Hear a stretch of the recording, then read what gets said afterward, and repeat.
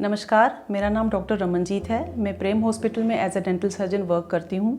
आज मैं आपको दांतों की सफाई यानी स्केलिंग के बारे में बताना चाहूँगी।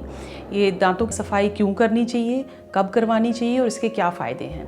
अब पेशेंट्स हमारे पास आते हैं कि हमारे मुंह से बदबू आ रही है, हमारे दांतों पे पीलापन है, इसे साफ़ करवाना है, तो हम उसकी स्केलिंग करते हैं। स्केलिंग होती क्या है बेसिकली? स्केलिंग दांतों के बीच में जो मैल फंसी होती है या गंदगी फंसी होती है उसको हम मशीन के द्वारा निकालते हैं। दांतों के जो पायरिया होता है, पायरिया से क्या होता है, हमारे जो मसूड़े सूज जाते हैं वो दांतों की पकड़ छोड़ देते हैं और दांत लूज हो जाते हैं।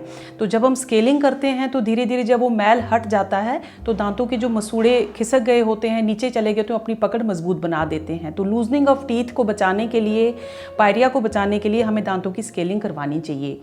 कई पेशेंट्स आते हैं, वो ये कहते हैं कि हमारे दांत पीले हैं, हमें साफ़ करवाने हैं।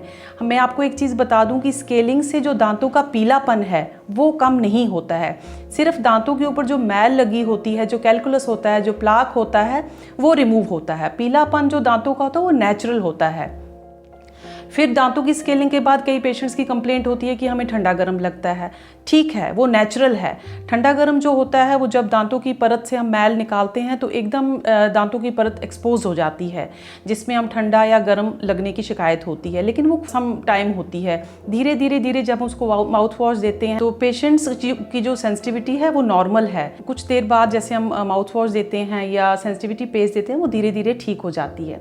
स्केलिंग हमें कब और कितनी बार करवानी चाहिए? स्केलिंग वैसे नॉर्मली हमें साल में 2 बार करवानी चाहिए। एवरी 6 मंथ्स आपको स्केलिंग करवाने डेंटिस्ट के पास जाना चाहिए। और अगर आपको कोई भी दांतों से संबंधित कोई भी प्रॉब्लम है या बदबू आती है या मैल फंसी है तो आप आके प्रेम हॉस्पिटल आइए, तो यहाँ पे हम आपका ट्रीटमेंट करेंगे। Thank you.